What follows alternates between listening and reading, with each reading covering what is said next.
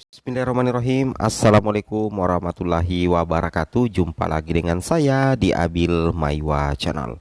Jadi teman-teman, channel ini adalah merupakan channel pendidikan tempat kita berbagi tentang aplikasi pendidikan, Microsoft Office, serta tips dan triks komputer.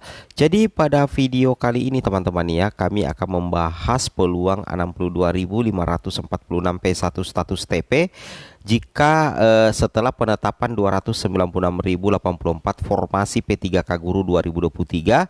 Di sini Pemda prioritaskan P1, maka secara otomatis peluang 62.546 untuk mendapatkan penempatan di seleksi P3K Guru 2023 itu sangatlah besar Bapak Ibu ya. Nah, bagaimana dengan nasib P2, P3 dan pelamar umum? Nah, pertanyaan sekarang, apakah P1 bisa tuntas semuanya Bapak Ibu di seleksi P3K Guru formasi tahun 2023? Nah, sebelum kita lanjut, bagi rekan-rekan guru yang baru pertama kali menemukan channel ini, jangan lupa tekan tombol subscribe dan aktifkan lonceng notifikasinya Bapak Ibu ya, agar setiap hari Bapak Ibu bisa mendapatkan update informasi terbaru seputar perkembangan P3K Guru ya. Kita lihat di sini Bapak Ibu ya, langsung kita tuju poin ke informasi. Bapak Ibu bisa memperhatikan tabel ini, tabel mekanisme seleksi P3K Guru tahun 2023. Ada dua Bapak Ibu mekanismenya. Yang pertama mekanisme penempatan. Jadi kalau dikatakan mekanisme penempatan, maka tidak ada lagi tes-tesan, langsung penempatan. Penentunya apa? Penentunya itu adalah formasi dari pemerintah daerah. Logikanya seperti itu. Jadi kalau misalkan pemerintah daerahnya itu mengajukan formasi, maka guru lulus PG 2021 itu bisa langsung ditempatkan Bapak Ibu, sekalipun jumlah formasi cuma 296.000. Nah, bagaimana dengan P2, P3 dan pelamar umum? Itu menunggu penempatan P1 dulu Bapak Ibu. Jadi bukan P2, bukan cat dulu dilaksanakan baru penempatan P1. Jadi yang dilakukan dulu adalah penempatan guru lulus PG 2021. Nah, setelah tidak memungkinkan lagi untuk penempatan guru lulus PG 2021, maka barulah dilaksanakan seleksi cat untuk P2, P3, pelamar umum jika ketentuannya masih tersedia formasi yang linier dengan ijazah yang bersangkutan. Seperti itu ya. Tujuannya apa ini Bapak Ibu sebenarnya? Tujuannya itu agar tidak ada posisi geser-menggeser ya. Ingat ya, supaya tidak ada posisi geser. Sebagaimana kalau kita perhatikan Bapak Ibu, jumlah penetapan formasi ASN tahun 2023 ini lumayan jauh ya dari ekspektasi saya ya. Yang mana di sini untuk jumlah kebutuhan khusus P3K Guru di instansi daerah, di sini dikatakan jumlah kebutuhannya itu adalah 580.202.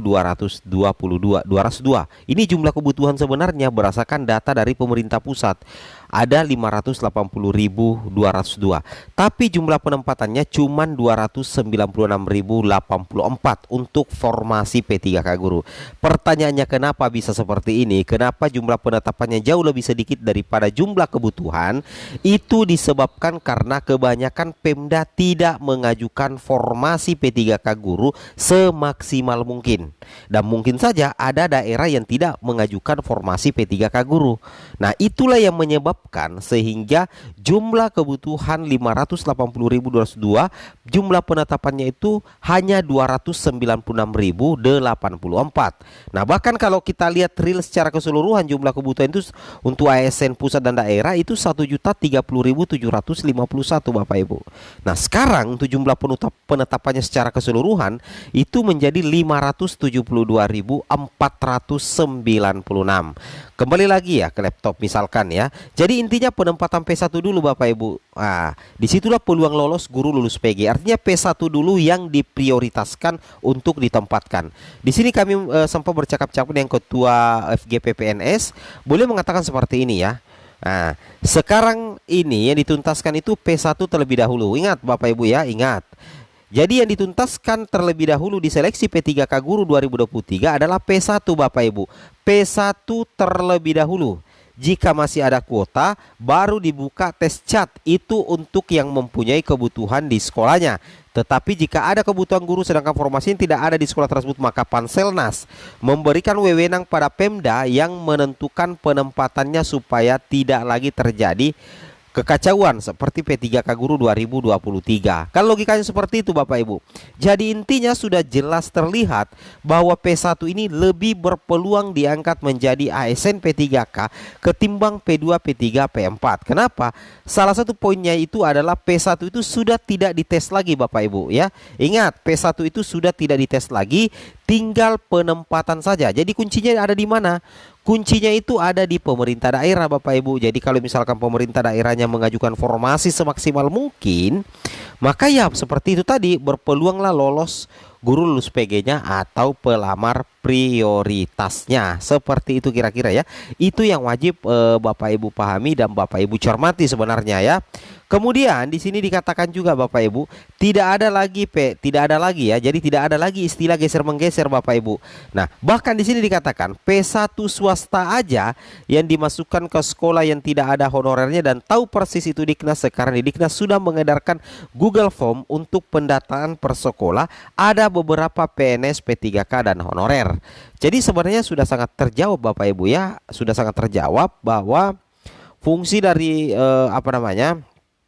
Dinas Pendidikan itu adalah ketika melakukan pendataan per sekolah adalah untuk mengambil data hasil akhir, data realia terkait jumlah guru dalam satu sekolah ya, berapa PNS-nya, berapa P3K-nya dan berapa honorernya. Karena nantinya di situ Pemda itu akan diberikan semacam hak prerogatif ya, semacam hak atau wewenang untuk menentukan ya, untuk menentukan penempatan ya, atau untuk berpeluang untuk seperti ini ya, wenang untuk menentukan penempatannya supaya tidak lagi terjadi mendapatkan penempatan yang jauh-jauh dan pada akhirnya direlokasi lagi. Kan logikanya seperti itu ya. Jadi Pemda ini punya wewenang untuk menentukan penempatan Bapak Ibu ya. Itu yang wajib Bapak Ibu pahami dan Bapak Ibu. Nah, jadi intinya seperti itu. Jadi peluang guru lulus PG 2021 itu sangat besar Bapak Ibu. Jadi ketika misalkan nanti ada data, maka data yang dicari pertama itu adalah data dari guru lulus PG. Jadi ingat ya, guru lulus PG ini langsung penempatan. Nah, bagaimana dengan P2, P3 dan pelamar umum? Nah, untuk P2, P3 dan pelamar umum Bapak Ibu guru yang terhormat, itu nantinya melihat dulu berapa sisa formasi setelah penempatan guru lulus passing grade. Nah, logikanya seperti itu ya. Jadi tidak ada lagi Bapak Ibu ya, tidak ada lagi posisi geser menggeser. Nah, bagaimana prioritas penempatannya untuk P1? Ingat ya, untuk prioritas penempatan itu harus dilihat dari urutan kategori pelamar. Yang pertama THK guru lulus PG, honorer negeri guru lulus PG, lulusan PPG dan honorer swasta. Nah, jadi logikanya seperti itu Bapak Ibu ya. Nah, kemudian untuk P2 dan P3 nantinya jika masih tersedia formasi setelah penempatan P1, maka P2 dan P3 itu serta P4 akan mengikuti seleksi menggunakan CAT. Dan intinya untuk P2 dan P3 soalnya itu sangat berbeda dengan pelamar umum. Untuk P2 dan P3 soalnya itu terkait dengan standar kompetensi guru. Semoga bermanfaat. Assalamualaikum warahmatullahi wabarakatuh.